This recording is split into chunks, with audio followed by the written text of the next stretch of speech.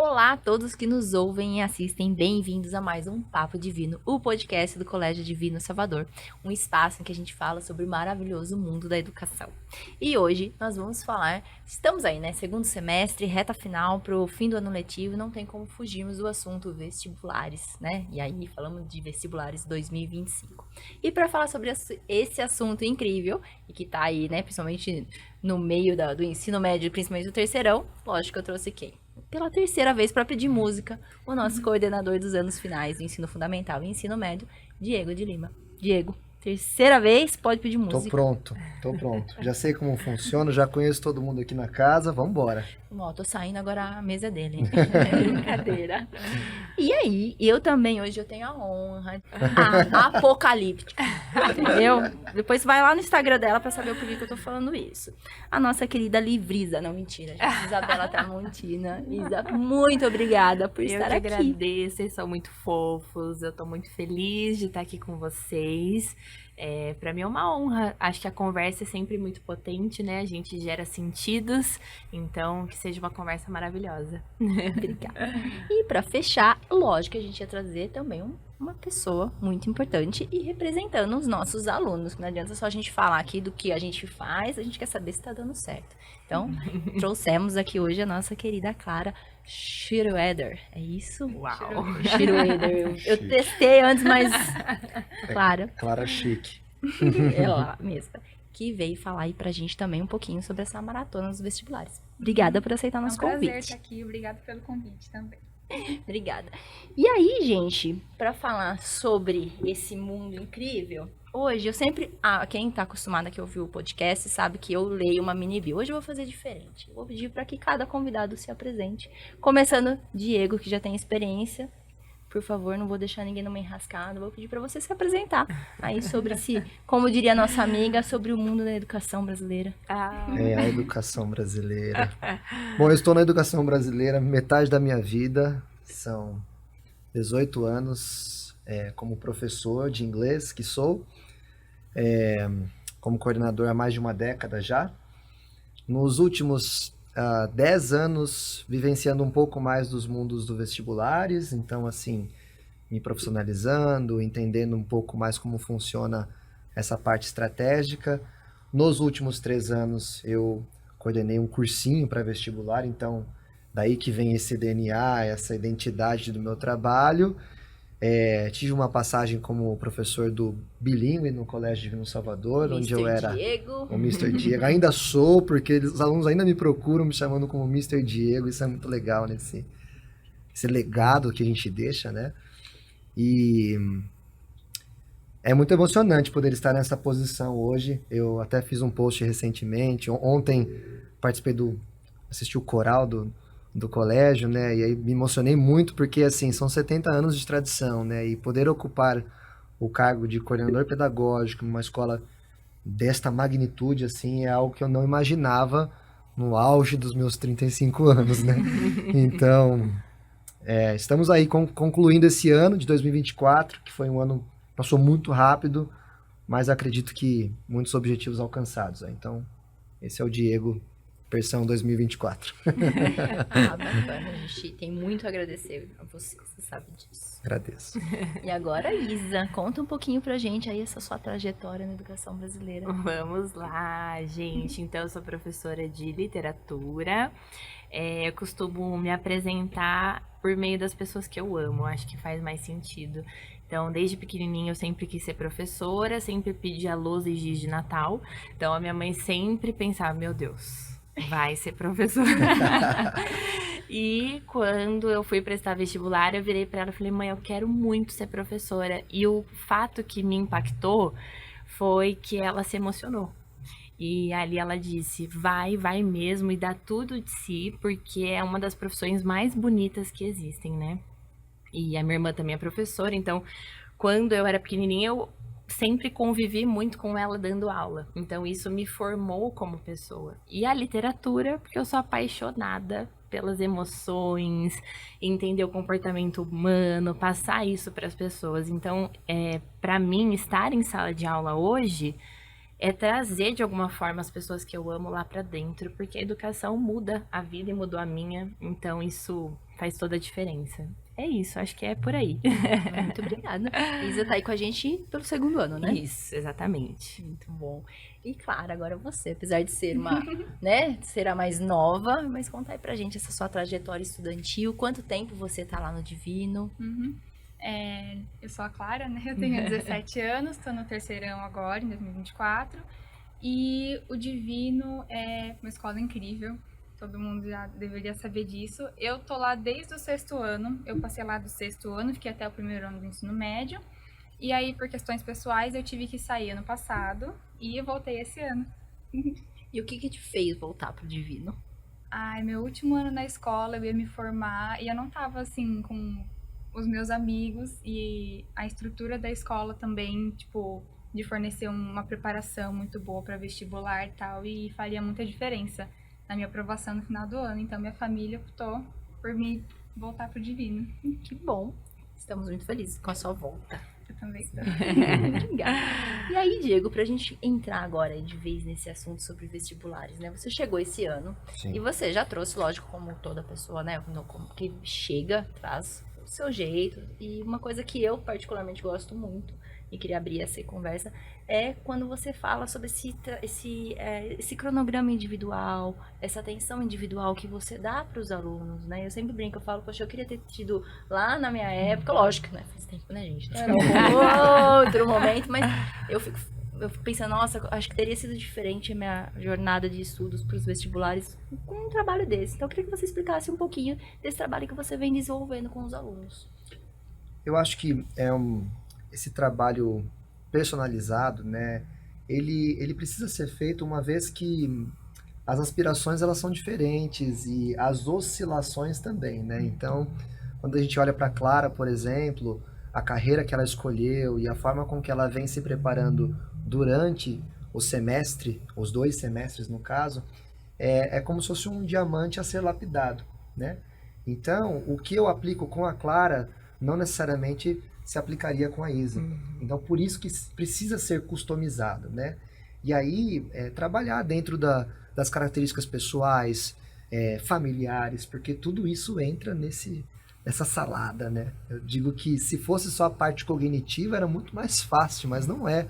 Existem outros fatores externos que eles vão entrando nesse mundo da preparação do aluno e eu preciso ser essa pessoa ouvinte, né? Para entender como o aluno está se preparando, como isso vem repercutindo nas aulas, nos simulados, nas provas, no cronograma de estudo, no pós-prova, né? Então, hoje a gente está aqui gravando pós-ENEM, né? Então, possivelmente a Clara está cansada. Isso tudo tem um peso, né? E não necessariamente para a Isa se aplicaria, porque a Isa tem uma outra organização de vida. Então, para mim, esse trabalho de lapidar algumas coisas funcionam no coletivo, mas outras precisam ser feitas no individual. É um trabalho de formiguinha mesmo, mas eu adoro fazer, eu adoro olhar para essa especificidade de cada aluno. Né? Bacana. E Clara, você, né, pegou aí fala aí do seu lado, né, do lado do aluno, como é que foi essa entrada do Diego com essa parte desse cronograma individualizado? Você conseguiu aplicar na sua estratégia? Foi uma maravilha ter pego o Diego como coordenador agora nesse último ano, principalmente porque eu não sou uma pessoa que tem hábito de estudo. Então, a maior parte do conteúdo que eu absorvi mesmo é durante as aulas. Então, em casa, para as provas, eu, dava uma revisada, alguma coisa assim. Mas para vestibular, não é a mesma coisa que uma prova de cada matéria, né?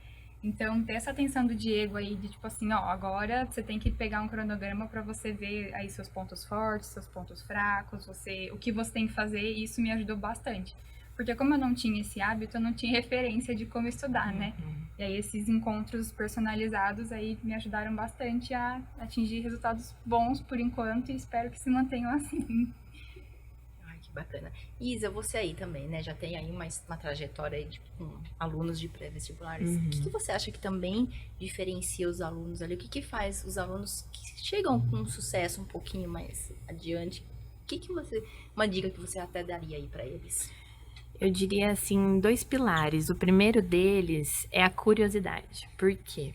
as pessoas veem o conhecimento como um dado, né? Então, como um conteúdo que a gente domina. E esse pensamento, muitas vezes, também enrijece o aluno no lugar de uma máquina que só reproduz ideias. Eu acho que o aluno, ele tem que estar ativo em sala de aula, ele tem que olhar o conhecimento como uma oportunidade. Olhar aquilo como algo que vai emancipar a sua postura, as suas reflexões. Por que que isso é importante para o vestibular e para a vida, né? Porque é uma postura que vai te condicionando a existir em outros momentos da vida. Porque a partir do momento em que a gente é curioso, a gente também é interdisciplinar. E aí, se eu estou numa aula de literatura, eu vou conseguir associar o que eu estou aprendendo à sociologia, entender que a gramática me possibilita formar um raciocínio dentro de uma obra. Então, essa postura ativa do aluno, ela é fundamental para essa tomada mesmo de partido na prova e para você ser um profissional também que vai se destacar. E a segunda formação fundamental que os alunos vão deixando muito de lado é a gente se colocar de uma maneira a pensar em outras habilidades para além de uma prova, né? Então, as habilidades socioemocionais, você saber conviver num coletivo, você saber ouvir, saber colocar um raciocínio entendendo que a sua verdade não é a única, porque a gente passa pelo vestibular e a gente enxerga a vida universitária como esse trajeto de se formar como pessoa. E as pessoas vão se esvaziando, né? Nessa ideia de só conteúdos, acertos, aprovações. Quando chega lá, numa USP, numa Unicamp, numa Unesp, quem é você? Por trás dessas notas. Então, eu acho que é isso, a curiosidade e as outras habilidades num pacotinho também. Então, e aí a Isa falou dessa interdisciplinaridade e esse ano foi muito presente isso, né? Inclusive tivemos uma aula recente e que tínhamos a Isa e o César, que física e literatura, né? Você fala como é que isso se encaixa. Foi uma aula incrível, eu assisti, né? A gente só teve um problema ali no nosso som, não deu pra colocar muito ali no Instagram, mas eu quero que vocês falem um pouquinho, né, na visão de coordenador, de professor e de aluno, como é que isso realmente se encaixa e como isso é importante hoje para as provas que estão sendo aplicadas. Eu fico muito feliz em observar esse movimento acontecendo nessas grandes provas, que é um movimento de uma valorização dessa reflexão do aluno, né? De um aluno um pouco mais atualizado, de um aluno que consegue cruzar essas habilidades, porque é muito disso que a Isa mencionou. Quem é você na fila do pão depois da prova, né?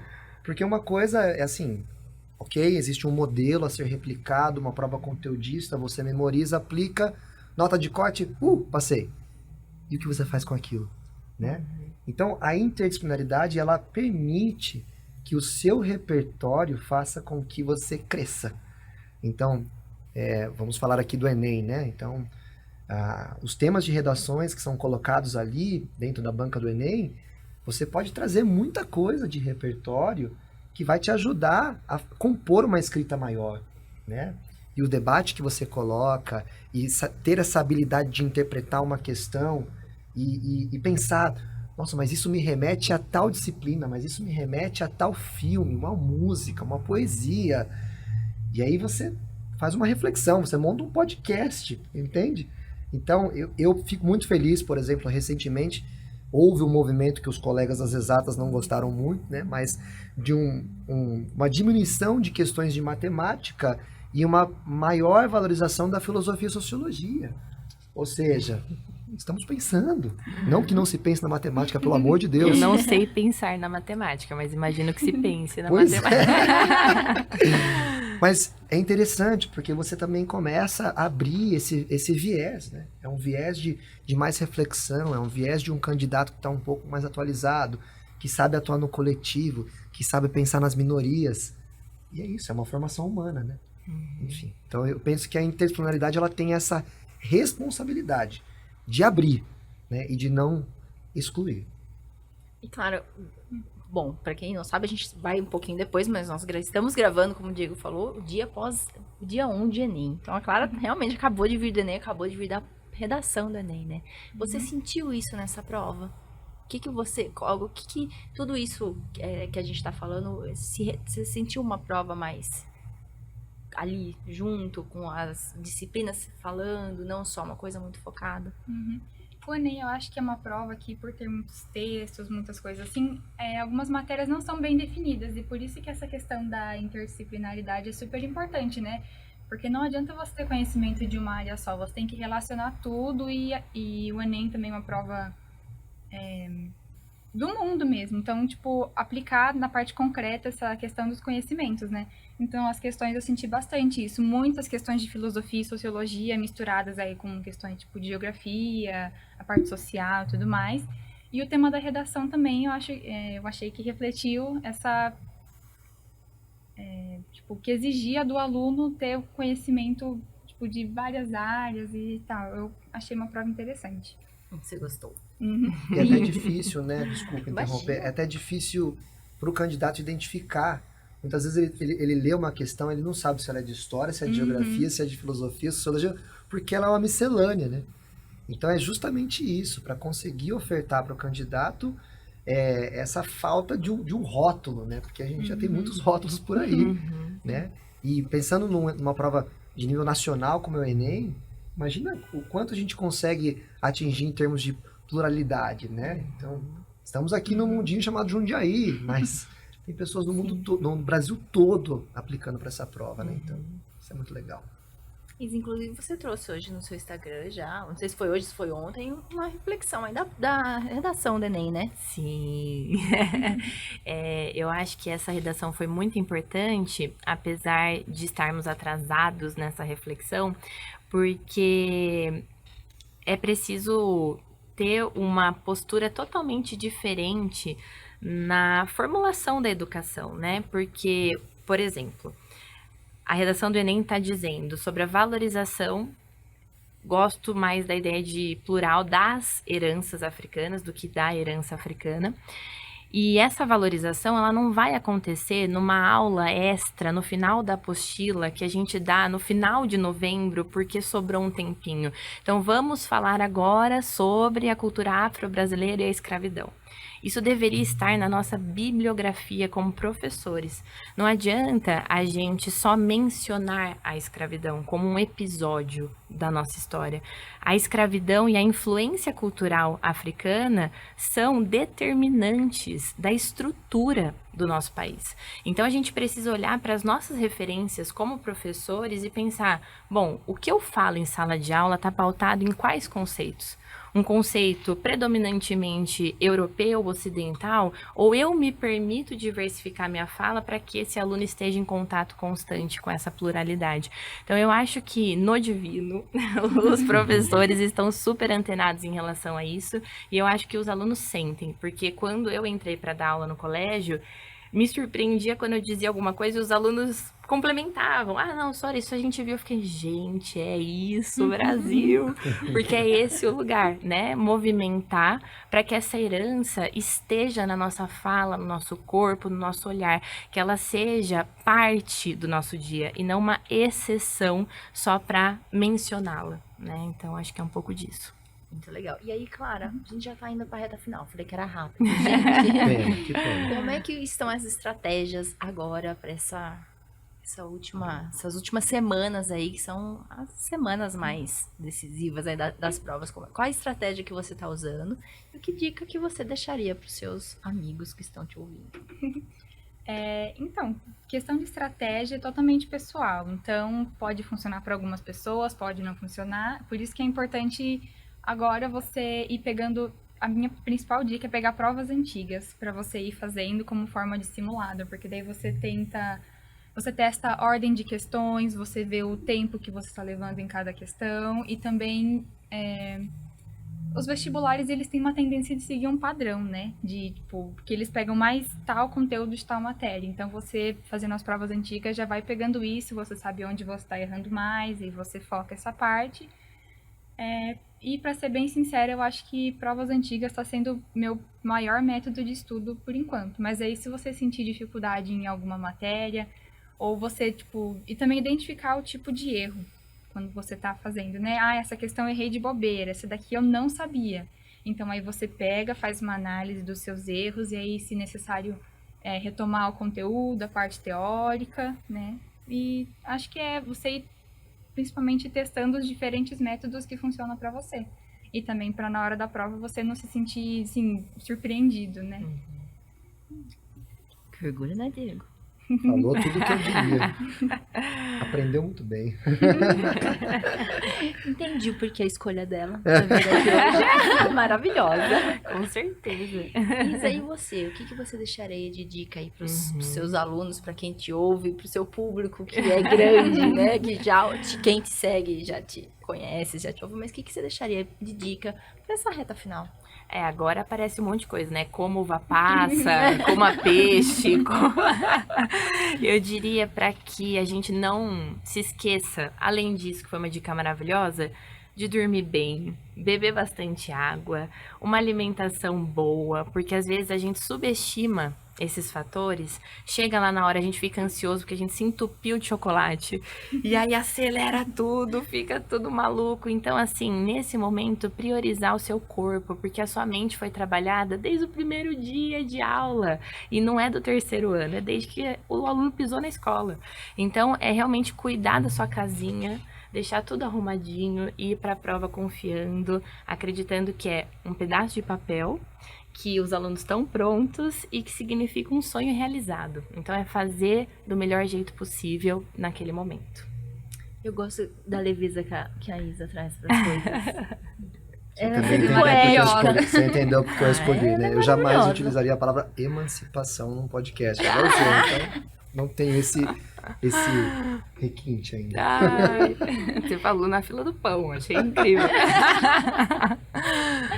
E Diego, você aí como coordenador que acompanhou, né, nossos alunos durante todo esse ano, com essa atenção tão personalizada que a gente sabe que fez diferença, mas aí eu gosto também das suas dicas que você não fica só na questão do cognitivo, né? Eu gosto que você leva aí também como a Isa para mostrar o que é a filosofia do divino, né? Trabalhar o ser humano, o aluno de uma maneira integral e não só o cognitivo.